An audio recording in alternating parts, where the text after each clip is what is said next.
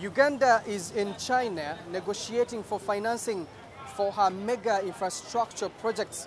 Now this comes at a time when Uganda is grappling with a debt burden and a trade balance in favor of Beijing.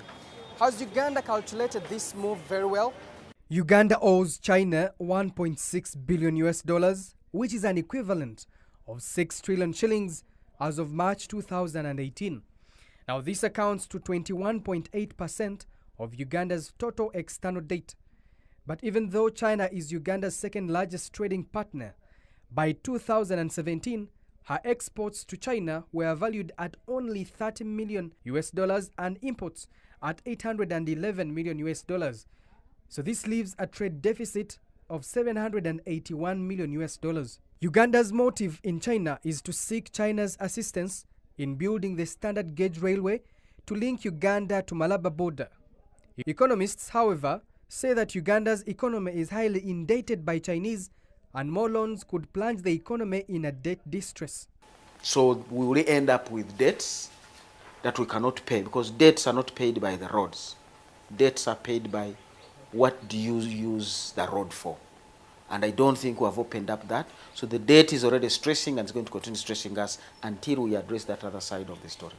Uganda Debt Network, a local organization that champions for debt relief, argues otherwise. Germany has got the biggest debt in Europe, but it also has got the best performing and biggest economy in the region, in the European Union. So similarly for Africa, the challenge is not so much, or Uganda in particular, so much about borrowing. But borrowing for what?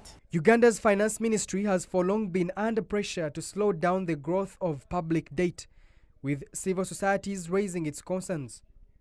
Uganda's debt to China as of March 2018 stands at 5.89% of the gross domestic product, GDP. With Uganda's appetite for external financing growing daily, raising questions as to whether this debt is sustainable. The debt burden, to me, I think the debt burden as a nation is something that we need to look at in the context of what is the money being borrowed going to do. We've borrowed money to expand our international airport, so that we're able to handle more cargo. China's willingness and limited conditions have made it easy for Uganda to acquire loans for huge infrastructure development. Economists, however, argue that most of these loans are obtained at relatively high rates and become expensive in the long run. So we're going to see a switch of things going forward, that China will now come more with a trade dimension. You'll see more of Chinese products and goods using this same infrastructure to enter into Africa, which will cripple Africa's manufacturing capacity. The assumptions on China as a new colonial power is far-fetched, economic experts argue. That is a far-fetched fear that comes from people who, from a point of not being informed. There is a policy we are running on. We are promoting exports and substituting imports. That's the agenda we are doing. That's why we are doing industrialization. So there is no how China can flood our market with goods when we are already producing them. For instance, that those goods and services being manufactured, that process is not happening in China, but rather happening here on our African soils, so that the Chinese company is able to utilize our Bujagari hydropower.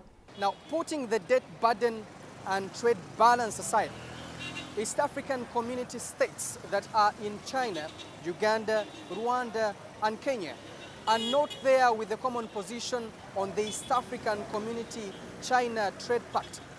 So in the end, what will this mean for the manufacturing sectors in all those East African countries? Kanare Mugume, NBS, Live at 9.